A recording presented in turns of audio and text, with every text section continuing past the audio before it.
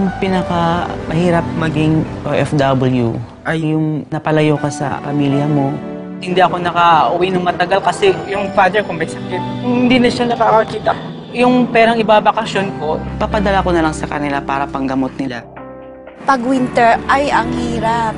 Kahit masama ang pakiramdam mo, pipilitin mong bumangon. Hindi ako basta makauwi kahit gustong-gusto ko. Meron po akong binabayarang bahay buwan-buwan at ang aking mga anak, sa aking lahat sila umaasa. Malungkot kasi ako lang mag-isa. Hindi ko nakita ang bunso ko na iniwan ko 1 taon lang siya.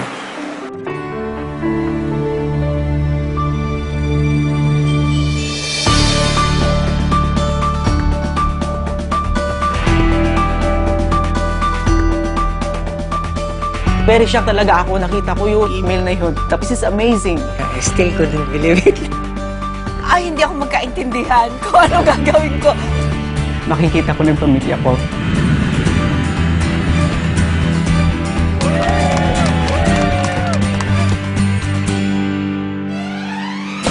Ang nami-miss ko ay ang pamilya ko.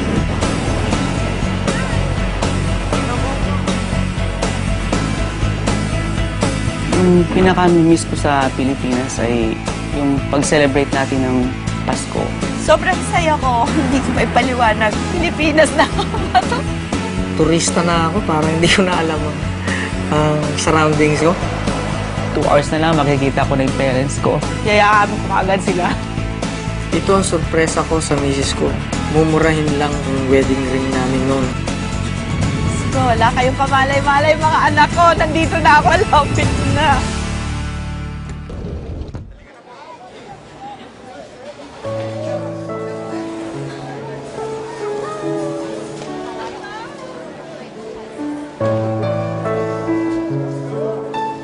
Balang araw mawawala ng paningin niya.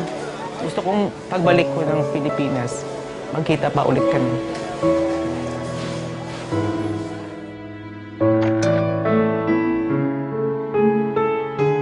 Gusto ko na mayakap pa aking mga anak at apo. Hinahanap-hanap nila yung aming bonding. Ngayon na nandito ako, dodoblihin ko yon.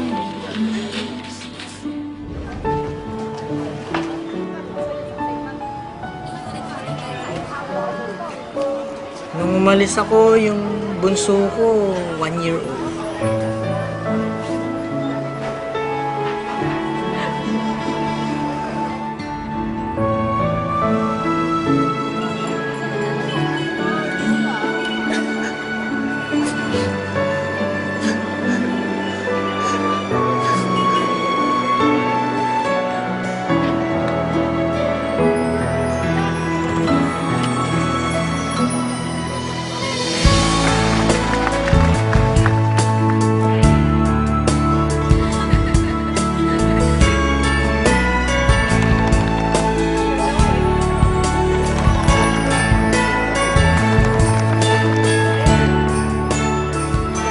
The highlight is being with them.